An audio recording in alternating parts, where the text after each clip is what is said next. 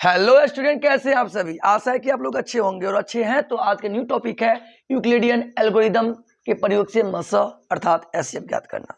और ये क्लास 10 के लिए वेरी वेरी इंपॉर्टेंट है, जो कि पहले 2 नंबर में आ रहा था, अब कितने नंबर में आ रहा है? 1 नंबर में आ रहा है। तो एक चीज हम बात कहेंगे, 2 क्वेश्चन लेके चल रहे हैं।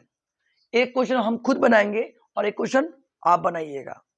दूसरी बात, जब समझ में आ जाए ना तो लाइक तो बनता है, क्योंकि हम समझा रहे हैं तो एक हाथ से दे रहे हैं तो एक हाथ से समझ रहे हैं ना, दे भी दीजिए लाइक, कमेंट, और सब्सक्राइब नहीं किए सब्सक्राइब कीजिए और अपने मित्रों के पास शेयर भी कर दीजिए। आइए समझते हैं थोड़ा देर।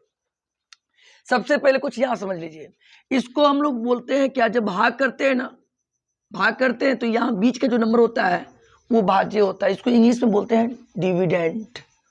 क्लियर। अब भाजक है, वो भाजक को बोलते हैं डिवाइजर। भागफल है कोशिएंट, और ये शेषफल रिमाइंडर, जो कि इंडिकेट कर रहे हैं आर से, भागफल को क्यू से। मगर आप बोलिए कि सर डिविडेंड डी से स्टार्ट होता है और डिवाइजर डी से, दोनों डी डी से है, तो इसलिए हम क्या किए, दोनों को डी डी था इसलिए इसका नाम रख दिए ए, इसका नाम रख दिए बी। क्लियर। इसके बाद सुनिएगा ध्यान से। अब इसमें एक क्वेश्चन पूछता है फॉर्मूला, भाज्य बराबर क्या होता है, तो बोलिएगा भाजक गुणे भागफल प्लस शेषफल। भाजक गुणे भागफल अब प्लस शेषफल। शॉर्ट फॉर्म में ये हम बोल सकते हैं ए बराबर बी क्यू प्लस आर। ए हो गया आपका भाज्य, भाजक हो गया आपका बी, भागफल हो गया आपका क्यू, और शेषफल हो गया आर। शॉर्ट फॉर्म में लिख दिए इसको ए बराबर बी क्यू प्लस आर। समझ में आ जाए तो क्या करना पता है ना, लाइक करना है। दम ध्यान से देखिएगा।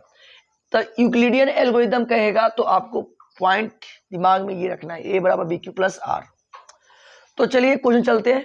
आइए यहाँ सबसे पहले एक क्वेश्चन तो हम खुद बनाएंगे और दूसरा क्वेश्चन आप बनाइएगा। कैसे बनाइएगा, जब सीखिएगा तब, आगे बनाने तब बनाइएगा जी। तो क्लियर कीजिएगा, 135 और 225 है, तो बताओ दोनों में बड़ा कौन। इसको पहले उतार लिए हम और मेजर किए कि दोनों में बड़ा कौन, तो बोले आप 225। यस या नो, ये बड़ा है। तो जब ये जो बड़ा है ना वो आपका ए का वैल्यू हो गया। देखिए अब छोटा नंबर कौन है, 135 है। लो जी, अब हम ये बात कहेंगे 135 लिखा है, यहाँ 225 है। 135 के पारा में 225 है तो लगाइए, नहीं तो कम ले लीजिए, ज्यादा मत लीजिएगा।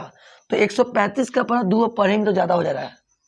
फर्क देख लीजिए, 135 का पारा 2 फर्क देख लीजिए, 2 25 10 में 1 2 3 6 1 7 2 1 2, देखिए ज्यादा हो रहा है ना। है 225, आ रहा है कितना 270, ज्यादा नहीं लेना है, इस नंबर से कम या बराबर। तो 135 के बाद दो बार नहीं लगाएंगे, मतलब एक बार लगाएंगे। 135 से कम 135। अब 135 में से निकल गया तो बचा कितना, तो बोलिएगा बचा आपका 90। अरे मैंने लाल, इसको इसमें से घटा लेना।